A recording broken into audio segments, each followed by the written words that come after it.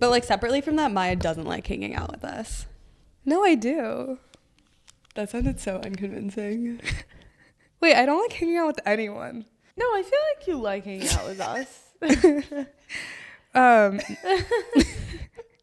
No, We're gonna start getting like Hannah and Brooke comments that are like they hate each other. Have you guys seen this? It's like, did the two of you hate me or do I hate the two of you? Is like the real question. Because like for a little bit, people were like, why are like Priya and Anika always posting together? No, I know. People think that like, we're always together because like Maya's not invited, but it's actually like because Maya doesn't want to come. Yeah. Yeah. Maya like, removes I would- herself from a lot of But situations. if I saw it, I would also think that. yeah. But little do they know, it's the other way. You heard it here first. Maya's setting the record straight. It's okay. I convinced her to come home with me for Thanksgiving. So Oh, I'm it's actually fun. so excited. It'll be fun. Yeah. We can go to like a nice Wait, dinner. we can go to a and nice stuff. dinner Yeah. and expense it. Yeah. I was Excited. explaining my schedule this week to people, and they're like, "You're an insane person," and I was like, "I didn't." You're like, you ask." think I asked for this life? Yeah. And then someone was like, "Yeah, you like literally did. It's like your podcast." And I was like, "Okay, yeah." Anyway, yeah, we have been a little down in the dumps, but there was one positive to this week. So down in the dumps. We okay. I had a moment with myself the other day where I went on a walk and I did some reflecting and I decided we're not down in the dumps. We're honestly just getting a lot of opportunities, and everything in our life that's stressing us out is actually only net neutral or net positive. For Yeah, sure. Yeah. that's Like For if sure. we don't do it, nothing bad happens. Yeah. Yeah. And then when I reframed it in that way, I was like, there's only alpha to be had. No, that's honestly true. It's also like nothing, it's not stress because anything is bad at all. Yeah, it's actually because things are good. Like I feel Like like we're actually up. we're up. We're up, but like my problem is that like it's like things are up in the wrong times together. But an exciting thing from the week is we got our first ever PR. You might be thinking, they've been doing this for a year. There's no way this was the first time. You'd be wrong. This was. And we did proactively apply to it. They did not reach out to us, but But we got gifted that's on things. shooting your shot because it worked. Yeah. Yeah. I did. And No, it's really exciting. it is so exciting because like since I was 6 years old, my mom would drag me into Banana Republic stores, and like I would sit in those stores and like look at them, and then like once I got old enough to shop there, I was like, this is so fun. Like I just love the brand. Yeah. My mom would also always take me too. Yeah. Same. And they were like down in between, but They- then they yeah. like had a revival. No, They're so up. and they're They're up up. now. Gap Yeah. is the new Gap store on Chestnut in the Is marina up. is insane. Wait, they redid it? Wait, Yes, you it's- don't I haven't understand. been. It's have like to go. It's it I might live be right the there. craziest clothing store I've seen in the city. Wait, we should go. You know, I I read mean, this analysis. I probably won't go, but you should go because we live so far, and it's like only during the weekdays. It's only during the week. Yeah. Oh, so Fridays. Okay, yeah, I'm down. We're not here for like the next 3 Fridays. Yeah. Yeah, we're literally not here for 3 weeks. But it's a good in theory. You should go. Okay. All right. Welcome back to Get the Check. I'm Maya. I'm Anika. I'm Priya. And today's lineup, we have a lot of AI today. Normally we don't go so AI heavy, but it's just what's been in the news. So first we're going to start with Project Suncatcher, which is by Google. It's basically a moonshot to move AI data centers to space. And they're going to use like solar powered satellites to then power their TPUs. So yeah, we're going to go into what that entails and like how fast they're going to get there. Then we're going to do a quick overview of updates on models in the last couple of months. We've seen a lot of different model releases from open source, voice models, coding models. And so we're going to give our thoughts on all of those. And then finally, we'll go into the controversy over OpenAI in the last week. If you didn't know, CFO Sarah Fryer made comments indicating that OpenAI was looking for like a backstop from the government, meaning like the government will bail them out if they're too big, and kind of going at the whole too big to fail idea. And the entire market reacted. NVIDIA was down, I think, 12% at one point, which I should have bought. But we're going to go into... Is it back up? I haven't checked. It probably will go back up. I'm just going to dump at that point. Or not dump. What is it, buy? Whatever. But yeah, we're going to go into what it means for the CFO to just say something like that, what the market reaction is, and what we think about this. But yeah. Yeah, so to start with the Google Moonshot, they announced Project Suncatcher, like Maya mentioned, which is basically just trying to scale machine learning by putting it into space, which is actually so cool. And basically just harness the power of the sun because it is like the biggest energy source that we have that we know of, at least in like our solar system. And so the first question that we wanted to get into is like, why do we even need to do this? And I think this is something we've covered on the pod many times, related to the compute constraints, the bottlenecks and like the energy grid and all of that. But essentially we're bottlenecked for energy. The compute demand is exploding and power supply just simply hasn't kept up. And so even though we're trying to build out all of these data centers across the United States, and other countries are doing this as well, like in China, we're looking for other ways and like potential moonshots, like quite literally, to see like what we can do to get more. Yeah, and we covered the data center effect on our environment. I think data centers currently account for 1% of the total water used, and that's only going to rise over time as we need more compute for AI. And so, yeah, in order to keep like our Earth, viable, we need to start looking elsewhere to put these data centers. Yeah. So it totally makes sense. I just don't think people were expecting Google to do this so fast. Like, I think this was like a shock to everyone that they were working on something like this. Yeah, I agree. It's really cool. Like the water thing was something I hadn't even thought of until I was looking into this. And they were like, yeah, like we literally are constrained on the amount of water that we have to cool these data centers. And you just don't even need to think about that in space. Yeah, so just like the heat just dissipates into space. Yeah, but clearly there's a whole ton of other problems you need to think about. Not so simple. Yeah, not so simple, but more technical, like problems that you have to solve but don't have any impact on the environment. So it's cool that Google is committing to something like this, and we can go into like the technology behind it. But yeah.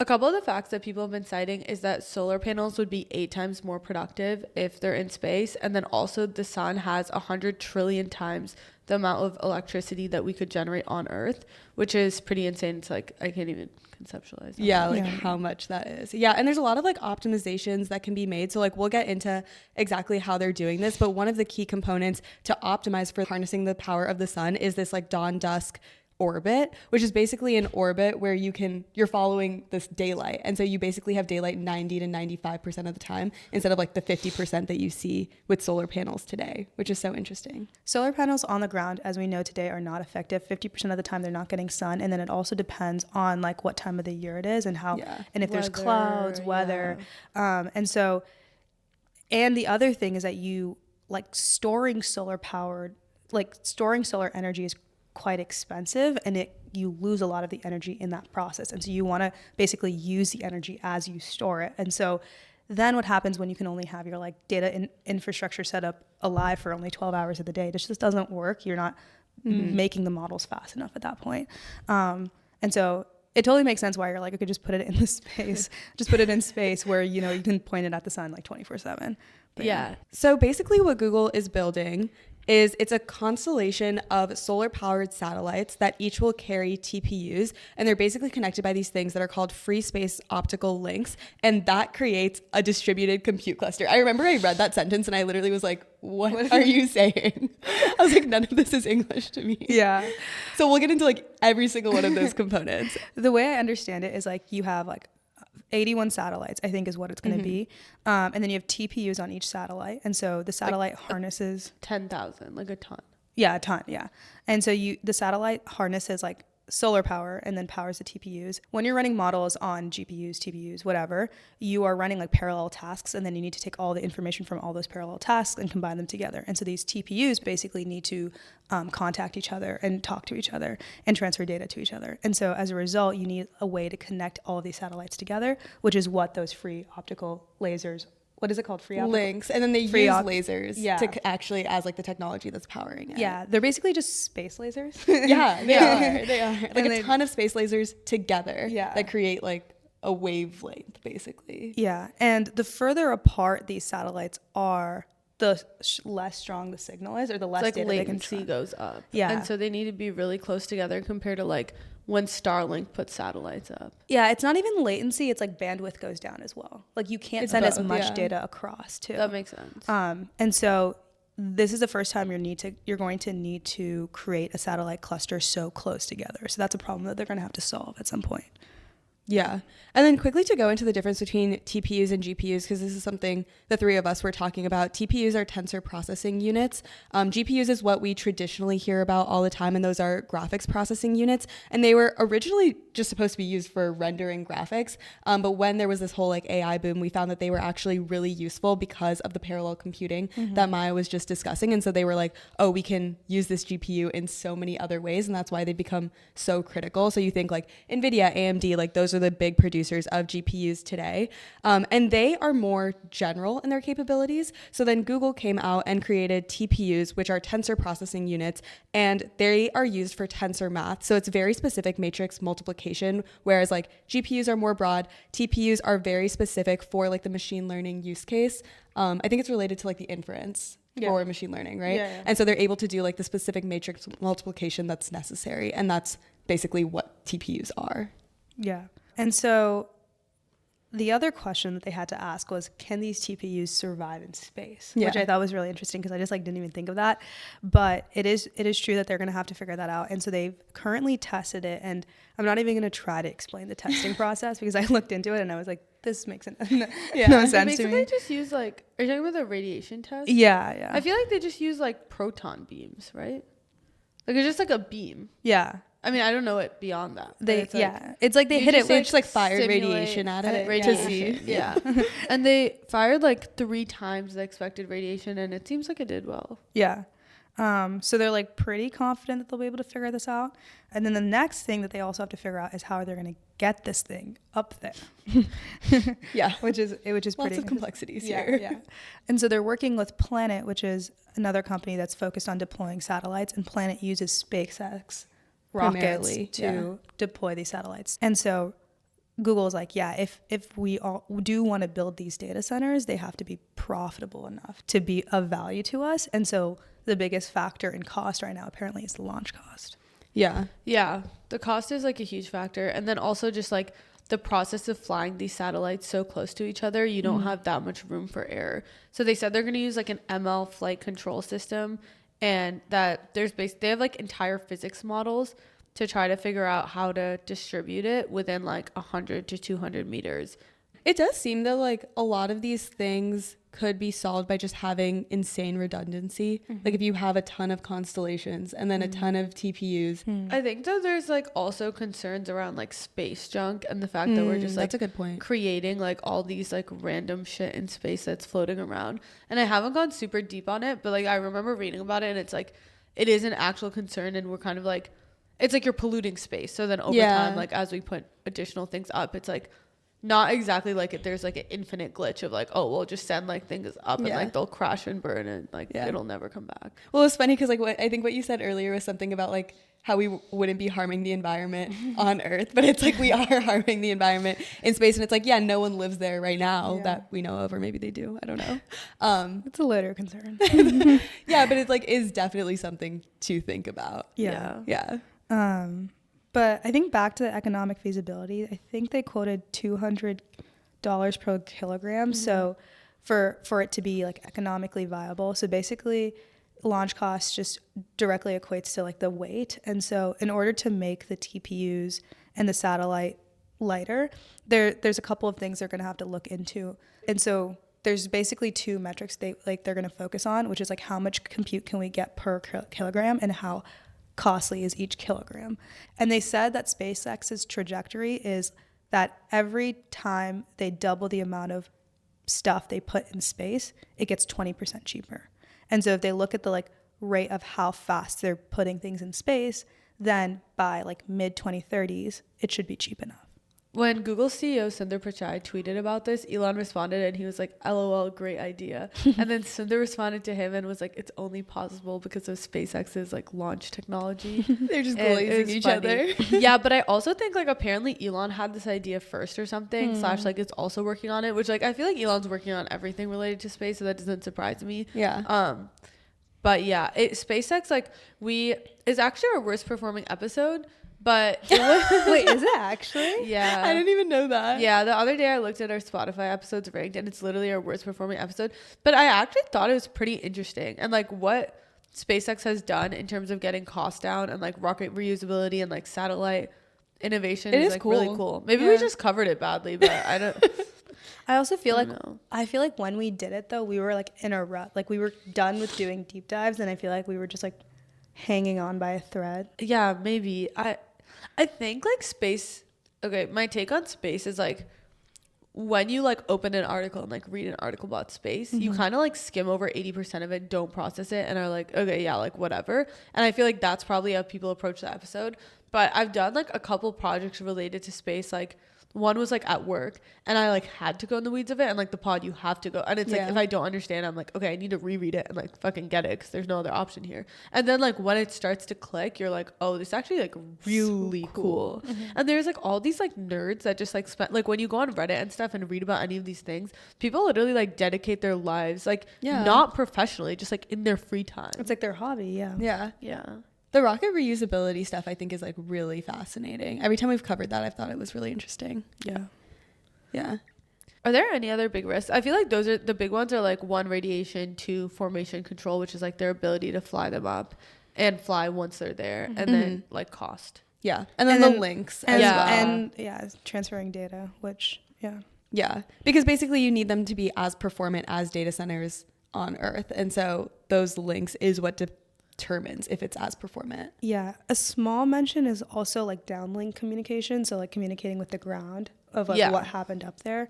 They didn't mention it as like a full section, but they mentioned it as like a sidebar, which almost makes me think that they haven't really thought about it through. But it like definitely is a risk that they have to think about. So, I was wondering, like, as I was reading about all this, I was like, wait, how are they going to communicate the information down to Earth? And then I was like, I'm sure that's a dumb question. Like, no, it's and not. And then I read more about it, and I was like, oh, they actually just like haven't really figured it out. Yeah, which is why they didn't highlight it. I guess, which makes sense. I guess it's like another laser. Like you basically have like ground links, and then like use lasers again. Yeah. I like don't even get how lasers work. Like I didn't know they could communicate this much information. Yeah, and basically the next milestone that they've called out is actually getting these satellites into space with Planet, and they're saying that they can do 2 in early 2027. Cool. Yeah. And like Google is known for their moonshots. They've had other ones in the past, some that failed, some that succeeded. Like the most notable one I think is Waymo, which started back in 2009, and then by 2016 they broke it out into its own like independent entity because it performed so well, and they were like, this is actually something that we're going to invest in. But there's a number of them that they've tried as well and haven't broken out into independent entities because they haven't worked out. What's everyone's favorite moonshot idea from Google? Waymo. I'm literally in one every day. I mean, Transformers. Wasn't that a moonshot idea? I don't know what that is. Like the thing for that LLMs. the thing that made LLMs possible. But like I don't understand. Wait, she's like the robot. We have to clip that. But like I don't get like exactly what they are. It's the architecture behind what an LLM is. Oh, I'm learning a lot today. I was gonna say they're internet balloons. Oh yeah, I saw that. Or what about just like PageRank? Is that considered a moonshot? Wait, these aren't. That's not a moonshot. That's what I'm saying. That's not a moonshot. I don't think Transformers was a moonshot either. I'm pretty sure like anytime a moonshot is just like we're starting this with no economic viability, like in the near-term future. Yeah. I remember in college, they had a PM role for like X, which is the name of their moonshot factory. And I always was like, that would be the coolest job to have. I didn't get it, but I was like, that would be the coolest job to have. I've applied to so many jobs there, like when I was like, like right out of college. Yeah. And they're all like 8 years of experience. I never even got a first call. Like, I don't know why I kept it, but they'd always post them. Yeah. I don't see the postings anymore. Yeah, I don't either. It was like a very like senior year of college thing. Yeah. No, you're so right. Like they you know how there's like certain companies that just like always have jobs posted, like Paraform or like Zip or something. Like they just like always had a job posted. Yeah, I thought about that when I was researching for this. Cool. Or like Kickoff. I don't know what that is. I feel like there's companies where I literally just know them from seeing them in the LinkedIn job section. No, actually, yeah. That's true. Cool. Okay, next we're going on update on the model. So in the past month, actually honestly couple weeks, I would say, we've seen a couple new model drops. So the first one we're going to go into is Kimi K2 Thinking. This is an open weight model. Moonshot AI. Funny that we just talked about moonshots.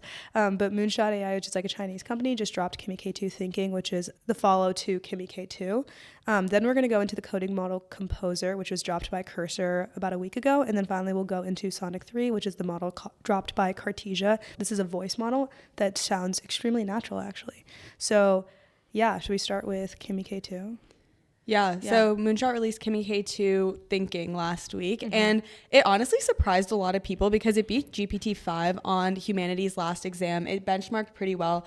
Obviously, we'll go into like the pros and cons of looking at benchmarks versus like how they actually perform in real life, but it is able to logic and tool call really well. And so overall, the reaction was that this is just like a really strong model and improvement that they've made to Kimi K2. Yeah, it uses an MOE architecture, and it also does interleaved thinking. So models currently today, what they do is they like, you ask a question, they think, and they come up with a response. And then another block is like another turn of the model or another inference call is like, okay, now I'm going to go call this tool, and this is like how I'm going to call this tool. And then you use the tool used to like then think again. And so that's basically called react, where you have like a think step and then an act step. But now interleaved thinking is like all of this happens in one turn of the model, where you can both do actions, tool interactions, and cognitive processes in one turn or one inference call, essentially. And so and before that, just a quick reminder on like what like a mixture of experts architecture looks like. It's basically a model that has a ton of parameters. So in this case, it has 1 trillion different parameters, but you only activate up to 32 billion per input. So basically you have all of these parameters, but you only activate a certain part that is basically the expert in what you're trying to ask. And so you're able to have a ton of parameters while still being a lot more efficient. Yeah. And like cheaper. Yeah. And cheaper. And so yeah, so I think actually the price for Kimi K2 Thinking is like 20 cents if it's a cash hit, meaning like the like Kimi K2 Thinking model has already like kind of answered a similar question before, and 50 cents if it's a cash miss, meaning this is the first time it's like answering a question of this type and stuff. And so that is compared to $1 per 1 million tokens. Oh, by the way, this is all over 1 million tokens. So it's $1 for every 1 million tokens that GPT-5 is. So you're basically halving or like going at 20% the cost of GPT-5. So it's extremely cheap. But obviously no one's going to use it in the US because it's China. Well, I don't think no one will use it. Like people use the model, like people will host the model themselves. Oh, but they're not going to use like the API call. Yeah, they're not going to use the API yeah. call. But that sends like the benchmark of like what OpenRouter will price it at, essentially. So OpenRouter is like a company that lets you, it's like Merge but for LLM, so it lets you call like any model with like a unified API, and then you can you can have it actually switch between models if like someone goes down. So like for example, if like OpenAI goes down, you can just go and reroute to Claude, so you have no downtime for your applications. And so like they, for example, will host open source models or open weight models and then charge like a very low price because they're open weight. But yeah.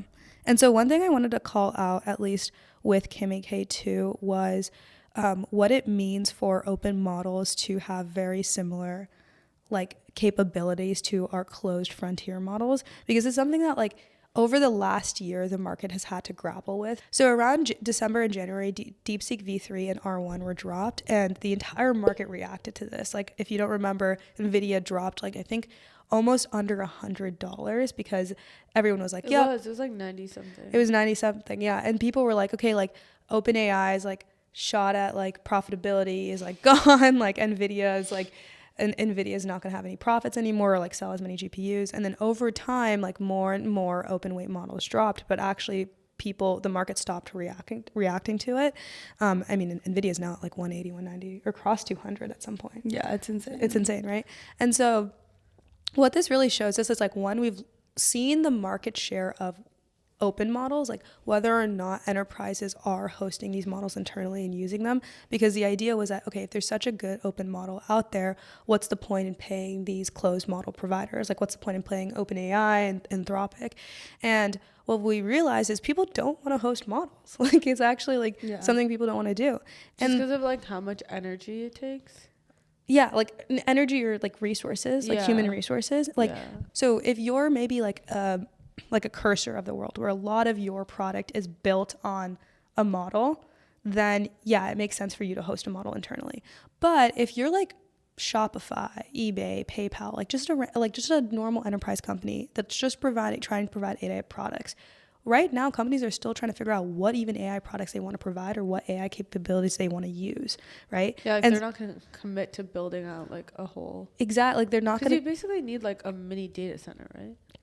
I don't know exactly how you like host an open model yourself, but it does require some amount of maintenance. And So well, I that's also like, think that like people still consider like Anthropic and OpenAI's models better than like DeepSeek. yeah, for sure, yeah. and that's a different question of like these open models tend to benchmax and their actual capabilities are like just feel different than like the closed models, which is true to some extent. And so like how do we like create benchmarks that are like more accurate? And a lot of people just think like the chat leaderboards, like Marina, for example, are the best way to look at stuff like this to see if like it feels better. But yeah, I think like if you look at the market share graph on Open Router, you see that DeepSeek, Minimax, Qwen, and others basically take up the bottom, I want to say 15% of market share, and then the rest of the market share goes to XAI, Google, Anthropic, and OpenAI. So it's like a chunk, but it's not like significantly eating into the market share of the big providers. Yeah. I also think at first when it initially dropped, the reason the reaction was so drastic was because we had no way to benchmark where we were against China. We had no idea. And I do think that it was probably further along than maybe what we expected. And that's why there was such a big market reaction at the time. I think it was a combination of like, okay, we actually know roughly where they are now. And it is an open model, which was like a different approach than the United States was taking at the time. I think since then, like we've seen Trump come out in more support for open models. We've seen OpenAI drop OSS. All of that has happened. But at the time, it was novel in that we didn't know what they were doing, and it was an open model. Yeah. That was like performing well. Yeah.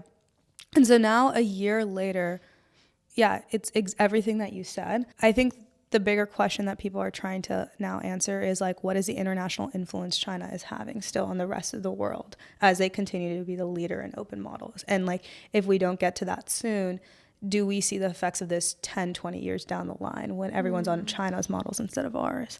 And so they're playing, I guess, like the long game for this, and it makes sense. But yeah, it's up to like the big providers to decide what they want to do.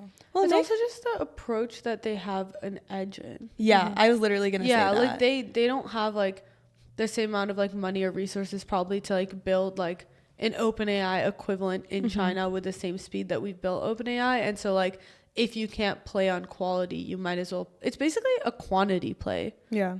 Like long term, if you're just trying to get like everyone on your model. And it's also like China and the US like always play this cat and mouse game where like China's like next Belt and Road Initiative in my eyes will be like AI versus infrastructure. Well, It's like digital infrastructure. Yeah, because they've dedicated so much to building out data centers. I think like their data center capacity is projected to be more than what we have in the United States, and they're able to build it a lot faster because the government can just approve anything and get it done. Yeah. With like literally having slave labor. Like they can do whatever they want. I mean, the government is funding all of these companies. They're funding DeepSeek, Moonshot. Yeah. I literally learned yesterday when we interviewed Dux from Grubchild that 996 came from Chinese factories and not Silicon Valley startups. Dude, I was shocked when you thought what? it was Mercor. That, like, Well, that is I actually feel really like Mercor funny. is the first startup that always like started talking about No, it. I agree. They like popularized it. Okay, so then yeah, like but TikTok, no, I think TikTok popularized it too. TikTok definitely. I feel like Like X or ByteDance. like ByteDance. What? What do are you mean you ByteDance? Like ByteDance is TikTok. yeah, no, I know, but they said they do 996. Oh, Like, I've ByteDance never- says 996. Yeah. Oh, I've never heard anyone talk about that. Oh. Yeah, I haven't either. I guess maybe like I just have this like one memory of like this one guy who worked at Paraffin was basically Because you guys work with them. no. This is before we even worked with them. Oh. Like this guy, he had come from ByteDance and he was like head of data at ByteDance, which is like crazy. If you think about it, right? And I was like, why would you leave that? And he was like, because it's 996. And Well, we have a friend that works at TikTok, and I assure you it's not 996. That's all I'll say. I think it's 996 in China. But yeah. No, that makes That makes sense. That makes sense. It all checks out. Cool. So we can get into Composer now. So Cursor just dropped their own coding model, and it's not better than the frontier models necessarily, but it like it almost meets them on benchmarks. But the idea is it's like twice as faster and uses tool calling way more. So it should feel better because when you're coding, like you're not just writing code, you're like looking up how to write that code. You're looking up at what other strategies people are using. You're looking up stylistic ways that people do things. So yeah, they dropped it. And I think the strategy is pretty interesting as to why they want to do this. Yeah, I also think like when you niche down into something and you train something for a very specific use case, you can really like hyper focus on what developers want, like on the developer experience. And so I honestly hadn't looked into it much before we like were covering it today, and I was like, oh wow, it's like really cool that they did this, because the conversation before was always like, oh, what model are you using within Cursor? And now it's like they have their own, which is really cool to see. Yeah, I think so. Why do they have their own? One is like they need to get their margins higher. Yeah. It's clear that like if they're going to be like a wrapper of all these models, they need to figure out a way to like provide enough extra value on top of those models. The numbers aren't working unless they're able to also host a model themselves that people like, and they can route most of their tokens too. So and actually, they probably need to have differentiation, right? Because like we've seen Claude Code come out and like take so much market share. OpenAI has Codex, and so it's like if they're just a wrapper of those models, then I'm sure there's like less differentiation for them. Because like for a while, I feel like everyone was like, Cursor's dead, Cursor's dead. Yeah. And then once this came out, everyone's like, Cursor's so sick, like Cursor's back. Cursor's back, yeah.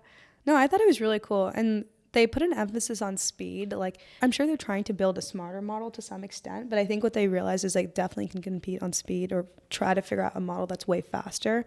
Because what they saw is that people were using like Grok Code Fast 1. Actually, a lot of people use Grok Code Fast 1. And it's literally because it's faster. It's not that much better than like Claude Opus, but it's like, it's just people like to know whether or not a model can like answer a question or not, and then just be in the flow of coding. Like it doesn't take them out of their flow.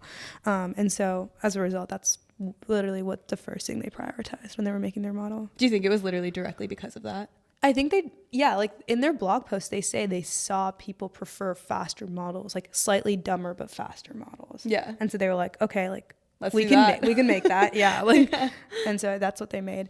It's actually pretty interesting because when you're using RL, like at some point it starts to plateau, and so you stop putting so much money into every single run. That's my guess. I mean, you might have to fact check me on that. But in this graph, they never actually hit a plateau. So people ask them like, why did you release the model? Like you could have just kept going and it could have just kept getting better.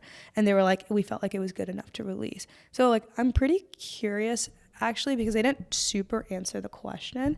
But my guess is that they're still training a smarter model inside. Oh, yeah. I mean, I'm sure. Yeah. And they're like, they needed to like get something out there based on time pressure because they're like worth so much money and they're making no money right now. But I'm sure a smarter model is to come. But yeah. That makes sense. Yeah. And in terms of the architecture of it, they said that it's a mixture of experts model as well, which is similar to like what we were talking about with Kimi K2, but we don't like actually know what they used as like a baseline model, right? Yeah. There was like speculation that it was Quen or like one of the Chinese models, which would be kind of crazy, honestly, if it was true. Actually, why does it matter? Yeah, I actually thought, why does it matter? Wait, because they're storing I feel like it's locally, valid. right? No, it doesn't matter from like that perspective. I feel like it's just like the validation That like, oh, yeah. But it's also just like an open source, closed source thing, right? Like it's like obviously like some of the best models are going to be built on Quen if like it's open source and like yeah. Like Llama, because how many options are there? No, yeah, that's true. Yeah. There's like OSS, Llama, if you want US based ones. But Llama sucks. Yeah, it like they haven't dropped anything. It's also like we haven't like tried to win that race because like was it all in or like who was like, oh, like this just shows how like turbo screwed we are. Yeah, it was all in. Yeah, but it like doesn't. Yeah. I don't really get it. Like I feel like it was an intentional choice not to compete with China on the open source model front. Yeah. No, I mean that makes sense. Yeah. Cool. Should we move into voice models? Yes. Yeah. The Maya last loves one. this. It is pretty Siri, cool. what time is it? Okay, so clearly they haven't implemented something yet.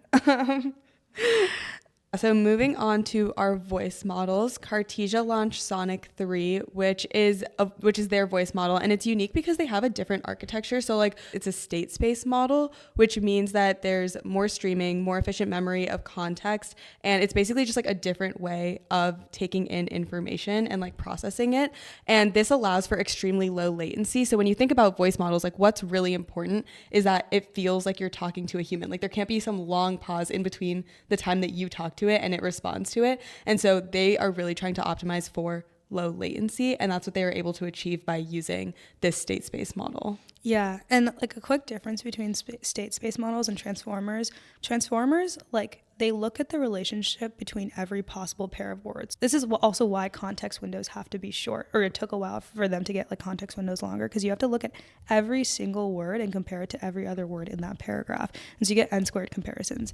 State space models, it's a linearly evolving state. And so what you do is like for every new word, they compress that information back into the words you've already seen. So you like take a new word and then you compress it back. It's basically map reduce, if that makes any sense, but never mind. Okay, computer science nerd.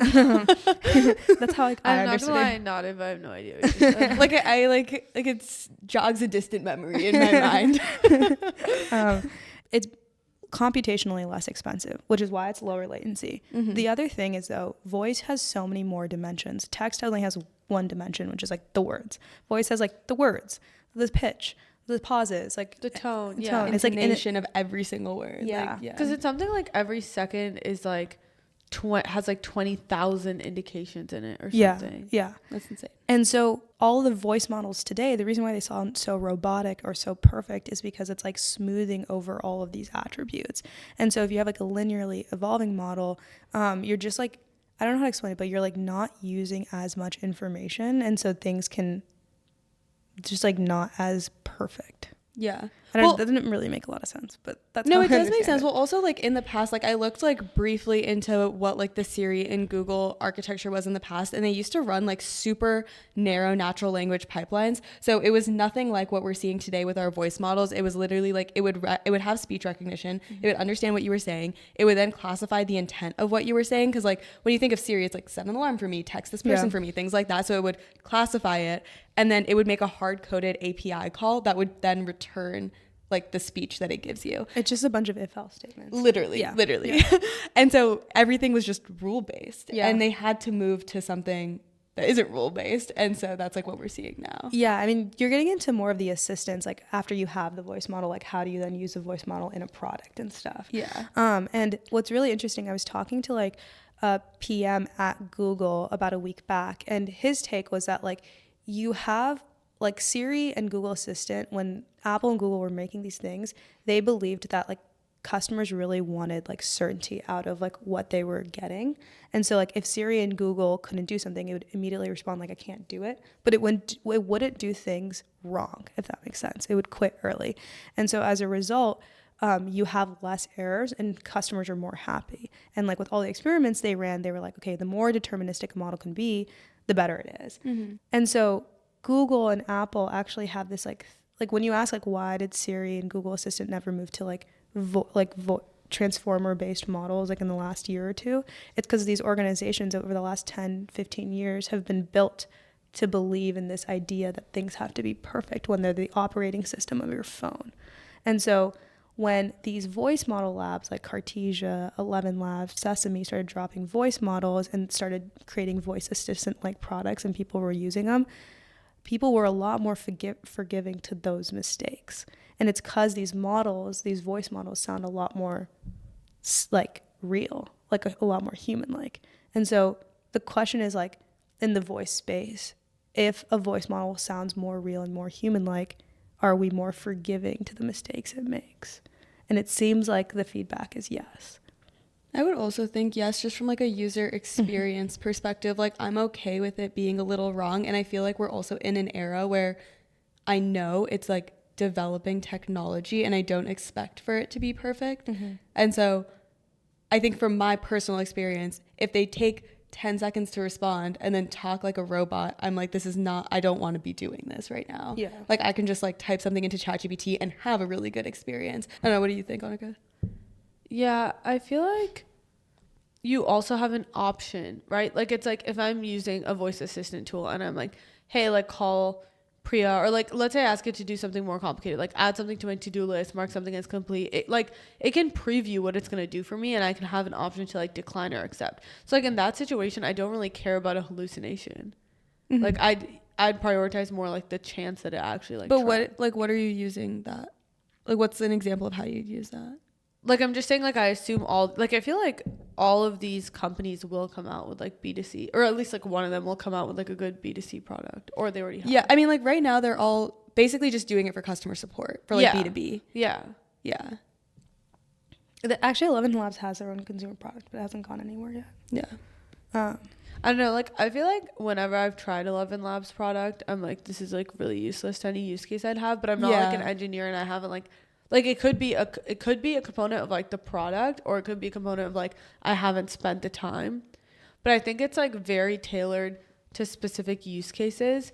Like it's very tailored to like outbound sales, for example, and it feels like honestly like not rules based enough, where like if I'm giving you a prompt to like act in a certain way, like I'm telling you who you should pretend to be, and then you're kind of just like acting like whatever you were pre-trained to be. It doesn't seem like very neutral in my perspective. Yeah.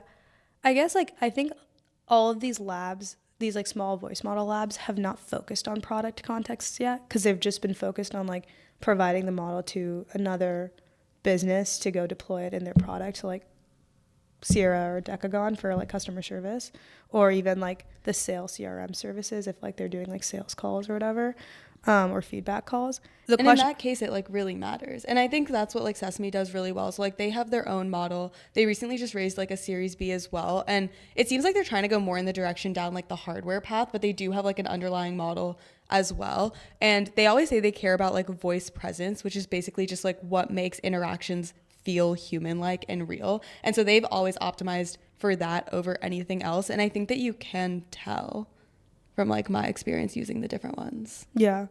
I guess like what I'm curious to see is like, because these voice model labs are becoming more and more successful, will we see like OpenAI and Google invest more in voice models themselves too?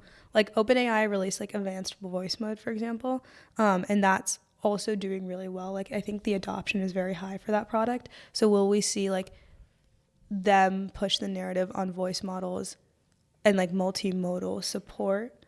Because right now voice models have been treated as like a second class citizen to their like text models. But I think like in order No, yeah, that's true. It's true. I think people like, I feel like adoption will be high because it's also feels more like a companion.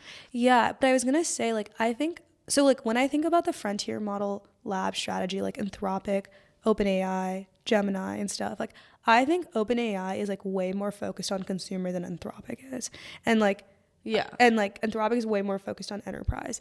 And so if you're focused on consumer, I would assume voice models are a first class citizen, because I think that like as a consumer, if you're going to interact with AI, like 50% of your use cases would also be through voice. Like if they want to go down the personal assistant route, or if they want to be like, Yeah. right? I see what you're saying. It's also like right now I feel like I conceptualize it as more text-based because that's the status quo. Mm-hmm. But once voice adoption starts, it'll probably like take off in a lot of cases. I have friends that like talk to ChatGPT like in voice mode pretty much all the time. Yeah. Because I think like we also use ChatGPT like for a lot of podcast related work. Like a lot of what I use it for is like podcast or like work, but like personal things. My hot take is like I don't think anyone's built like a good B2C productivity tool yet, and I feel like you can make that voice based. Yeah. That's like an EA. Yeah, like honestly something like it's like if Siri just like actually worked to like understand what you're saying, like the way like ChatGPT does, or like the way you do yours, or like the way a fifth grader could. Like for example, like I feel like for the podcast, like I'll be on social media, I'll see someone and I'm like, oh, that would be a good person to reach out to for like X thing. And my workflow right now is like I screenshot it and I feel like it gets lost. And there's just so many points in my day where I think something like that. Like I see someone on LinkedIn, or like I think about something for work, and like I don't really think there's a good way to like Capture. aggregate that all your information. thoughts throughout the day Yeah. and then also organize them and then also prioritize them. Yeah. That would be cool if you could just like speak into something and then it would add it to our Notion or whatever it is. Yeah. That would be cool. Yeah, like I like know our Notion pages, like, oh, like go to the CRM and like add this person. Yeah. And like even like there should eventually be a way to be like this in way like these web browsers are working, right? It's just like in the corner of your phone and you can like send it a link or like whatever. Yeah. The other thing I wanted to say about voice models right now is like everything is still text reasoning. They'll process the voice and then they'll go and do text reasoning and then create the voice again back to talk to you. But I think voice to voice is really interesting. And there's some early examples of voice to voice models because we don't speak real sentences. Like we don't speak like we write, right? Yeah. And like we don't also reason like we write when we reason. And so in order for us to cross like the uncanny valley problem, which is just that like voice models just don't, they feel like human a little, but not really human. Like you can totally tell.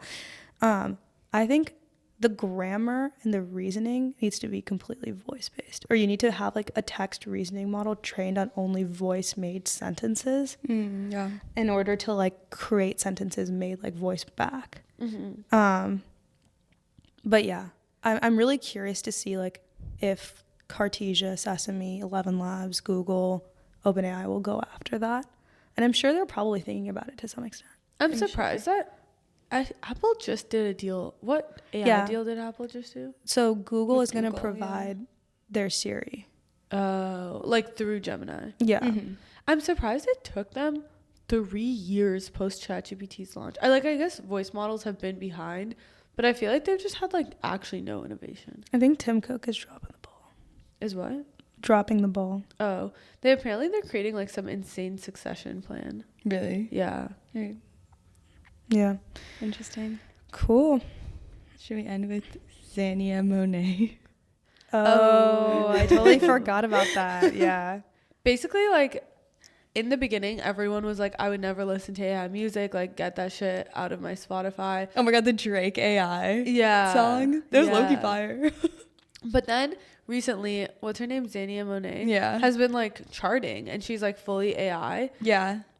And so like there is a discrepancy between what people say they're down for and what they're actually down for, which I think is really fascinating with AI. Yeah, I mean, I just don't think people knew, honestly. It was basically this girl, I forgot exactly where Mississippi. It was this 31-year-old from Mississippi that basically had a really traumatic like childhood and wrote down a bunch of things in journals and then turned them into songs, basically. And she was just like, I think I have a lot of good lyrics. I'm not a singer, but I have these tools at my disposal now that I can use. And so she basically just put it into this and started putting it out, and people were like, this is awesome, like this music is amazing, and no one knew that it wasn't her. And so she fully got signed to a record deal in Hollywood now. No way. Yeah. And a bunch of artists have come out and been like, this is like horrible, like you're ruining the craft, the artistry of music, all of that stuff. Do you guys agree with that? Like, No. I feel like I personally don't care. Like, I feel like it's like when people started making digital art, like that's a skill, right? Like if you ask me to, I've tried to use Priya's iPad before, like it's actually hard. And digital artist doesn't mean that like people don't look at paintings anymore. Yeah. And like AI songs, like I guess that's more one-to-one, but like I still think it's like there will be room for everyone. Yeah. There'll just need to be laws that figure out like, okay, like who owns the intellectual property of the song. Like also like ghostwriting has been happening in the music industry for like as long as it's existed. All these issues around like who owns what songs, like royalties, like It's not new. it's not new. Yeah. I mean, even like electronic music is fully digitally produced. Like, Yeah. what are like the guitarists of the 50s going to be like, that's not real music? Like, Yeah. I'm sure they said that to some extent. It's like, whatever. Yeah, it's also like there is still an art in performance. Like you're saying, it's not like it's a full one-to-one replacement. It's like art in its own way of what we have, the technology that we have today. Yeah. But it's like we still want to go to concerts. We still want to see people perform, which obviously an AI artist can't do. Maybe over like stream or something. I don't know. Yeah. But yeah, I think it's honestly kind of cool to see. Yeah. Yeah. Also, Dee just tweeted actually before we like started this podcast recording, was that AI generated anti-immigrant songs are 8 out of the top 10 songs in Dutch viral top 10 on Spotify, and the comments say that they're being boosted by bot farms. I believe that. Wait, honestly, I feel like the internet, the whole thing about being like the internet is dead, which is like there's just so much slop on the internet that it's becoming more and more useless. I've been thinking about recently, like that one tweet I had that went like really viral. I got so many bots from it, and I know everyone like knows that, but then I feel like when you look at your own replies and it's like, I know this person's a bot, I know this person's a bot, like this DM, and like you just know it's like 20-30% bots. It's like kind of crazy. Yeah, that is crazy. The bot farm thing is crazy because who just funded them? Who? There was a bot farm that got funded. Yeah. Oh. Wait, you guys didn't see this? No. Wait, okay, this was like a huge controversy because basically there's this company that takes like tens of thousands of phones and like automates them so that they like swipe or like even send text messages, because like you can send like more like natural seeming text messages on behalf of companies. So it's basically like B2B SaaS, and like what the product is a bot farm. And it got a ton of backlash because people were like, at this point you're just like funding illegal things. But yeah, I think it's called Double Speed, and they got $1 million from A16Z late last month. Yeah. So you basically pay $1,500 to $1,700 for access to the phone farm, and you can orchestrate bulk content creation and deployment across many accounts. So it's like, what happens if you just like pay them to post a new TikTok? Like, let's say you make a B2C company, you have a new TikTok, you post it across 5,000 new TikTok accounts, and like one takes off. Guys, we need to do that. Let's get on that. Like, there's like a lot of implications for like the quality of content on the internet. Not that it's particularly high right now, but yeah. Cool. Okay. Should we get into the last story? I don't like this story. Why? I was just like, I don't know. It's a bunch of slop. I mean, it's just a bunch of like back and forth. Yeah. I mean, I think there's like good things to talk about. I just like personally was like, we didn't need to go through this whole debacle. Like, she didn't need to say that. Okay, Anika, do you want to explain what happened? It didn't need to drop the markets. Like, so basically, at a November 5th Wall Street Journal Tech Live event, the CFO of OpenAI, Sarah Friar, basically said that the company is exploring an ecosystem of banks, private equity, and maybe even government support to guarantee financing for its massive AI infrastructure build out, which I think is something everyone like knows and understands. But then she has a little back and forth with the journalist, and basically specifically brings up a government backstop, which invokes what everyone thinks of as like what the government did during 2008, when all the banks not only were selling subprime mortgage loans, but were also interconnected in terms of like their liquidity and like their solvency. And so when one thing went down, like it's basically a falling dominoes. And when you look at like the amount of, we'll go more into the specifics, but like OpenAI has inked over $1 trillion in deals, and they only have like 12 billion in revenue, or maybe 20. And so 20 by the end of this year. Yeah. Apparently. It had a bunch of backlash, and we can go into the specifics, but basically Sarah was like meaning like a subsidy, and then the journalist was like, the backstop is the guarantee. And then she was like, yes, the government has been very forward leaning already. AI is a national asset. Competition with China is only growing, and we need to grow our AI ecosystem as fast as possible. So I think there's like two components to this. One is like the government backstop thing, which like OpenAI has backtracked. We'll talk about it, but like I think everyone kind of understands like no one reasonably wants the government to have to bail companies out. Yeah. And I honestly like I genuinely don't think that's what she meant either. Like I feel like it was a live interview with a reporter, and I feel like she just like said that word, and that word caused a lot of emotions. Yeah. But I genuinely don't think that's like exactly what she meant. I think what she just meant was like the government is going to need to partner with OpenAI in like different ways, right? Like the government also has an incentive to have data centers. So then like it's not only an OpenAI's incentive, and the government, what she seems to have meant is like the government and other financial entities can help OpenAI get better lending rates. Because like right now OpenAI borrows like a ton of money from like JP Morgan and stuff, and like in general is like getting financed billions of dollars. Yeah. And that's at an interest rate, and like their argument is probably like, we're so mission critical, like give us a better rate. Yeah. I was gonna say like, so someone, shoot, I lost my notes on this. Okay, well I read it somewhere, but I mean it's really similar to the chips deal, where like the government gives like cheaper financing to Intel in order to like. But the government also took like a stake in Intel. For sure. But like in a way, the government has like stepped in, giving Intel access to cheaper cash to be able to build something that's like useful for the US. Yeah. And I think like the idea is OpenAI is clearly going down that route, where like if they want access to cheaper cash, they have to go through the government. That's the only way they're going to get access to that. Otherwise, you're like subject to whatever like lending rates are out there. Yeah.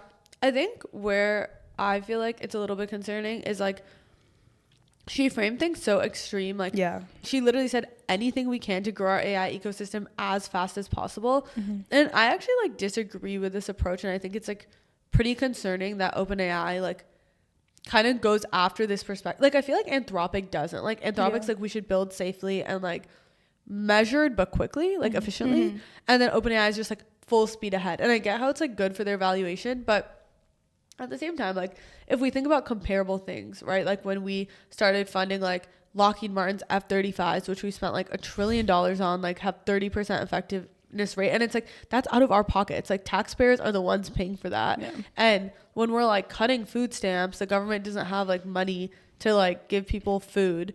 But then we're saying like, oh, we should just pour money into data centers, which is only going to like increase people's electricity bill or like it's not going to help. Yeah. And then like also create more job displacement. I'm not like against it, but it's like we need to have the systems in place. Yeah. And you can't just use like competition. Like competition with China can't just be a blanket thing to be like the limit does not exist for like cash we should put into something. I know this is like we're going back and forth. The same day, actually, like a couple hours prior, Tyler Cohen and Sam Altman released an interview, and in that interview, like Sam Altman literally talks about how like the government can bail out like big companies, but he's not expecting the government to do that. And he says, quote, "I don't know what that will look like. Can I see governments getting more involved there and thus having some strong opinions about AI companies? I can totally see that. We don't live our lives that way. We just try to work with capitalism as it currently exists. I believe that that should be done by the companies and not the government, although we'll partner with the government and try to be a good collaborator." So like at the end of the conversation, he does say we're not relying on the government. Like to me, it's clear that they're not relying on the government. And I think she definitely did say, she just like wrongly put those words. Yeah. But like is the like you said, the bigger question is like, do we agree with their strategy? It's like resource allocation issue. Yeah, like I actually think that the whole fear mongering around like they want a bailout, it's like no company wants a bailout. Whether a bailout happens or not is like kind of a really long-term question. And I guess like what I'd want to say is, yes, we're in competition with China. Yes, we should put money into this, but everything's a trade-off. It's like there's also people dying every day in the country, like because they don't have access to food, they don't have access to whatever resources they need. So it's like that's happening like every single day. Competition with China is on like a 10-20 scale time horizon. So you can't really just say like this is the number one priority. Like I feel like they always talk about like why AI is important and not like everything else that is also important. Yeah, it's like not thought of in the same sphere. Like we think of them independently, but when that's not actually the case. Yeah, exactly. Yeah, I guess that's my thing. And then Sam Altman got a ton of backlash for that interview that he did, because then there's another part of it where like Brad, who's also an investor in OpenAI, asks him like, okay, like you've over $1 trillion, it's like what, 1.4 trillion in spend commitments right now, which is like all these deals, right? Like there's the Stargate deal, the Nvidia deal, the AMD deal, the Amazon deal, the Intel deal, the TSMC deal, the Microsoft deal,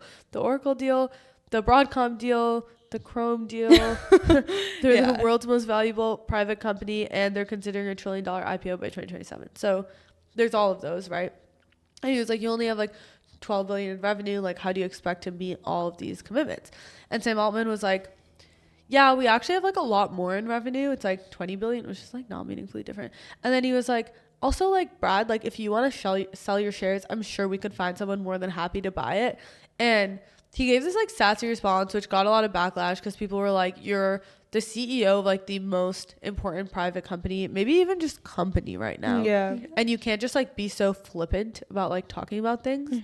But then I think the other thing I was thinking about is like, it's so weird to be like, we could find people to sell your shares to, because that's exactly the problem everyone's trying to highlight. Like, yes, everyone wants these shares, but the question is like, what's the actual value? Yeah. I think OpenAI will be super valuable, and I agree with sure. him. Like, their revenue will increase a lot, but it's like not in anyone's benefit for you to avoid answering the question. Yeah, I agree. And like maybe make the joke and then just like actually answer the question after. Like I'm not against the little joke. Yeah. They have like leaked, or not leaked, but like told the information that they're gonna hit like 200 billion in revenue by 2030, and like basically double every year from now on. That makes sense. Which They also have a lot of levers to pull. Like they could probably easily increase their revenue. Like every business pretty much exists at the intersection of the supply demand curve, right? But like they don't. Like there's way more demand. Yeah, like if they raise their prices It would be today, totally they would fine. make more money. I think the problem is that there's pricing pressure from Grok right now. Like if you literally look at the market share on Open Router, like which by the way, Open Router is not a good indicator because like a lot of people directly hit OpenAI and directly hit Anthropic's like endpoints, and so you're not getting those sort of that information, which is actually probably like way more. Yeah, that's why no one really knows what the market share out there is, because there's not a good way to aggregate it. But on Open Router, I think it's like Grok is like mogging everyone right now, and it's just because people are cheaper. But then if you look at Menlo's like graphs, which I don't know how they collected that data, they say Anthropic is mogging everyone at 30%, and so it's Aren't not they just Anthropic investors. what I understand the problem is that you're trying to keep up with market share, but there is just in general a ton of demand of AI, and so you can't just like increase prices because then you don't capture that demand. Like basically the industry would need to raise prices. Yeah, But that is like what happens with industries over time. Like it's not any different than like DoorDash, Uber. like with DoorDash and Uber and what is it, like Grubhub and whatever, like, and even Lyft, right? The economy wasn't built on those businesses. Yeah, they weren't too big to fail. Yeah, but here the economy is built on these businesses, and that's where it's concerning, where it's like where we haven't hit an equilibrium or a price point that makes sense, that where like these companies are breaking even, but then the entire economy is based on unprofitable ventures. Yeah. So I get where the concern is from. Yeah. So I think it's like it does raise valid concerns, but like both Sam Altman and Sarah Fryer basically like very explicitly said they're not looking for a government handout. Yeah. It is interesting in terms of like the implications of this. I saw a couple of people mention this, which I thought was fascinating. Like Mamdani got elected in New York this week as well. He's a Democratic Socialist. And there's like the really famous, was it Mark Andreessen or Peter Thiel that had the like really famous quote? I don't know. Okay, I think it's Peter Thiel. There's like a really famous quote from Peter Thiel where he's basically like, young people like socialism because they don't have a stake in the capital system. And if you have people where like, because of student debt or like credit card bills, they're actually like capital negative, like they're in debt, or they're just like barely making it by, like paycheck to paycheck. Like, why would you be invested in capitalism? Like, you're only invested in things that you feel like you have personal upside from. Yeah. Maybe you're like altruistic and like you care about other people too. So maybe for me, like I feel like capitalism has personal upside for me, but like I don't feel like it has personal upside for the average person. And so I'm like down to vote for someone that like has certain policies that are like more government based. But anyways, he was saying that like people more and more feel like the government is like bailing companies out. Like there's 2008, but then there's also like all their partnerships to like invest in AI, even if it's not like a handout. It's like the government. Also SVB. Yeah, SVB. Like, we haven't even talked about, like, people forget that. Yeah. But, like, they bailed SVB out. Like, that was big. Yeah, exactly. So it's like the government basically, they are like putting a bunch of money in AI, which is only hurting like the average American in the short term, both like job wise, electricity wise. And then that person is like, okay, well then I deserve a bailout too. And so they're like, if corporations get a bailout, I should get a bailout, and like we'll all get a bailout. And then it's like you see free market systems like kind of disintegrate. And we are kind of seeing free market, like a decrease in the free market on the government side, in my opinion, like with the stake in Intel and all of those things. And I'm not like a strict like, oh, we should have a free market. I actually think like things should just be evaluated on like a basis of the situation. And I feel like the purpose of the government is sometimes to get involved, and like that can be very good. But for people that are like always like, oh, everything needs to be free market, it's like the government isn't doing it on either end, if that makes sense. Yeah. There's also like a funny component of a lot of this stuff OpenAI is working on is like they're literally building out like an erotica chatbot, like AI short form video generation. So then it's like, is that like the company the government's gonna like support? I don't know. It's like the public perception is understandably mixed. Yeah. I just think it's crazy how you can have that much power, say that much on an interview, and then like crash the entire market.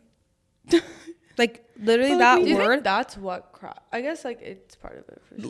Like if you think about it, like that sentence is worth billions of dollars. Yeah. But like not actually, because then it just comes back. Yeah, but still like being still, still like yeah. created that reaction in the Yeah. market. Yeah. Yeah. No, it It's is like pretty when crazy. Jensen Huang like said Yeah. something, or like when Brian Armstrong did the like call sheet thing. That was crazy. By the way, If you want to join Call Sheet, link is in the description. Yes. And on that note, We're done. we're done. Bye, guys. Bye.